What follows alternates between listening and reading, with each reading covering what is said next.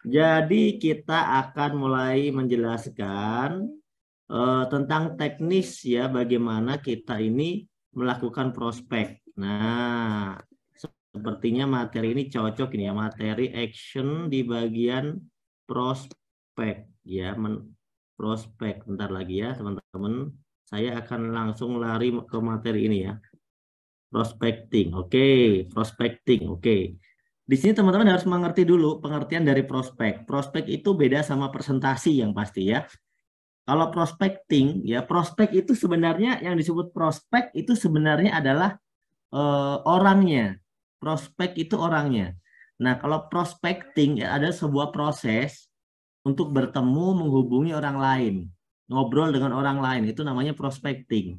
Dengan maksud tujuannya nanti yang pertama bisa jadi berkenalan, yang menambah database gitu kan, kemudian nyambung silaturahmi yang sempat terputus, ya kemudian mencari tahu kebutuhan prospek, cari-cari tahu nih kira-kira dia apa nih kebutuhannya, memberikan info solusi. Nah, pada akhirnya intinya si prospek ini adalah orang yang pada akhirnya akan kita berikan informasi tentang bisnis PT Base. Nah, tapi nggak selalu langsung dikasih informasi. Proses prospecting itu bisa jadi kita cuma kenalan dulu, untuk nambah relasi dulu, gitu kan. Bisa jadi kita nyambung obrolan dulu, mencari tahu tentang dia dulu, gitu kan. Baru nanti kita kasih solusi, gitu ya teman-teman ya. Nah, ini tentang prospecting ya. Jadi teman-teman harus bisa membedakan antara prospecting dengan presentasi, sehingga ketika saya bilang prospecting, teman-teman jangan membayangkan presentasi. Prospecting itu belum presentasi, teman-teman ya.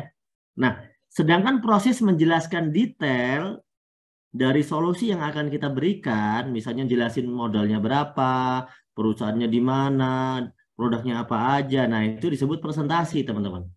Jadi kalau teman-teman nanti diarahkan prospek dulu, itu berarti jangan presentasi, ya. Kadang leader itu ngasih arahan prospek, tapi ternyata yang teman-teman lakuin presentasi, sehingga hasilnya itu beda, ya salah hasilnya, gitu ya. Kenapa salah? Karena leader itu tidak mau teman-teman itu langsung tiba-tiba presentasi di lapangan. Maunya leader itu teman-teman cuma prospek, gitu, memberikan ngundang, gitu kan. Teman-teman, kalau kita mau bicara tentang prospecting, mohon maaf ini ya, teman-teman ini kan mau sukses ya. Benarnya para leaders itu meskipun mereka itu latar belakangnya tukang ojek, latar belakangnya tukang bakso, latar belakangnya tukang apalah gitu ya. Tapi mereka ini orang-orang yang mau belajar. Itu yang pertama, yang teman-teman harus tahu. Maka ada buku referensi yang layak untuk dijadikan referensi untuk modal teman-teman paham. Ini saya kasih ya. Karena apa? Setahu saya tidak ada leader-leader sukses itu yang ibaratnya nggak mempelajari buku atau ilmu sama sekali. Itu nggak ada. Jadi kalau teman-teman yang ada di sini bilang kenapa saya 7 bulan belum ada perkembangan, saya tanya aja satu pertanyaan. Buku apa yang sudah ibu baca? Paling ini, oh aku udah buka-buka flip chart gitu jawabannya ya kan. Jadi mudah sekali sih kalau kita mau melihat orang ini kenapa kok berbulan-bulan itu nggak ada perkembangan, nggak ada closingan dan segala macam. Ya jawabannya sederhana, banyak nggak paham gitu ya. Karena dia yang banyak nggak paham, ngomongnya ngawur ya salah terus gitu loh. Paham itu bermula dari mindsetnya harus dibenerin dulu. Nah ini ada beberapa buku yang penting. Pertama, saya paling senang banget buku yang paling kecil sebelah kiri ya. Buku sebelah kiri itu Skill with People. Buku Skill with People ini bahasa Inggris. Tapi intinya gini, buku biar Anda itu ngerti cara ngomong dengan cara mempengaruhi orang, cara ngeprospek orang yang benar. Itu Skill with People. Nah itu kami baca berkali-kali, kami pahami teman-teman. Jadi makanya beda orang yang belajar sama orang yang sekedar ya nggak pakai ilmu gitu ya, asal-asalan ya beda hasilnya gitu. Skill with people ini di online banyak, murah harganya, tipis lagi ya kan. Kemudian ada bagaimana mencari kawan dan mempengaruhi orang lain.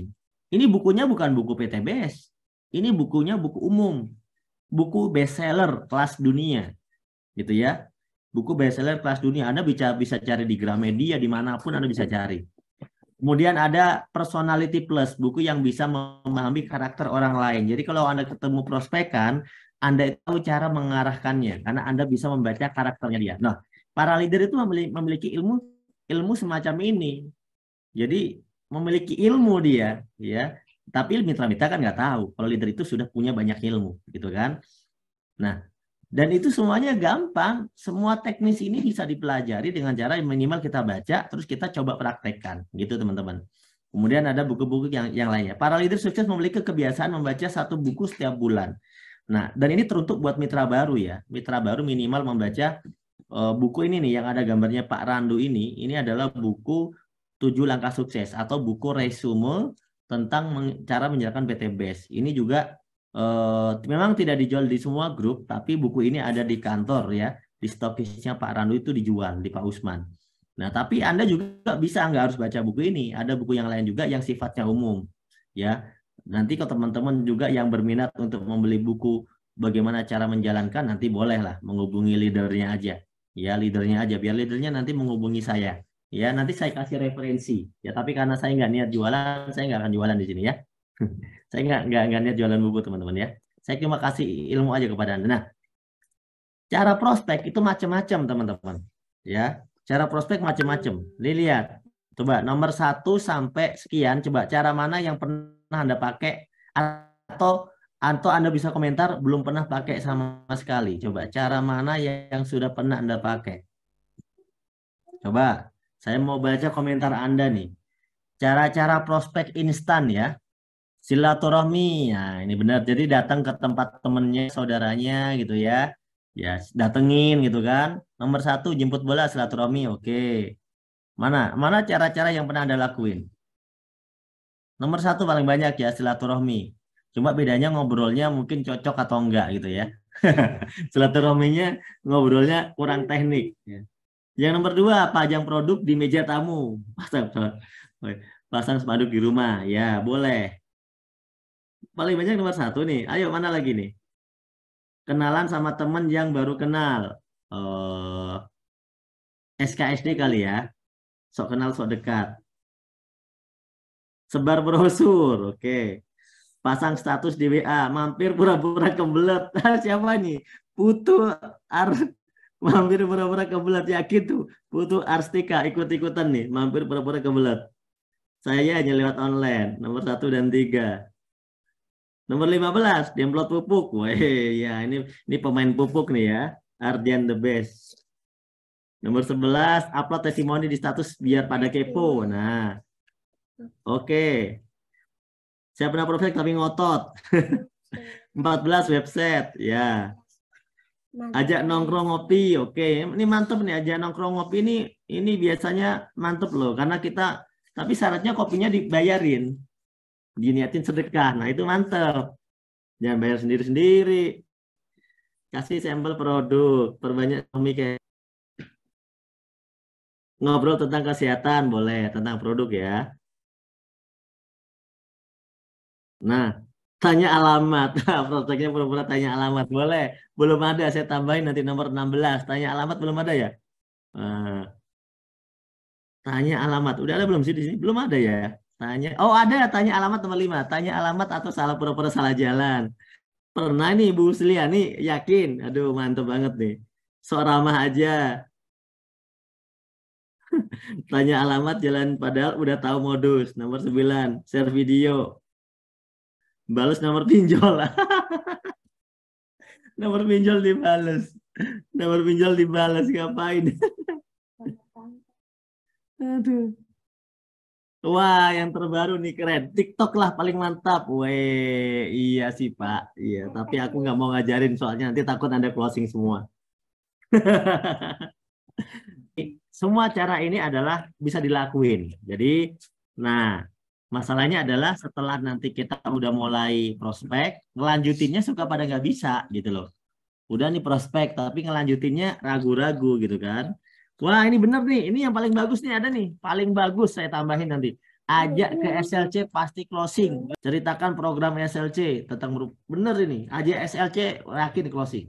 Ini udah diamalkan oleh semua leader makanya rajin SLC. Closing terus kalau SLC soalnya.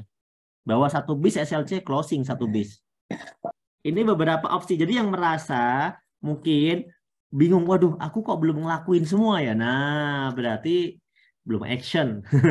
Kalau belum ngelakuin semua berarti belum action. Terus aku udah ngelakuin Pak yang nomor sekian.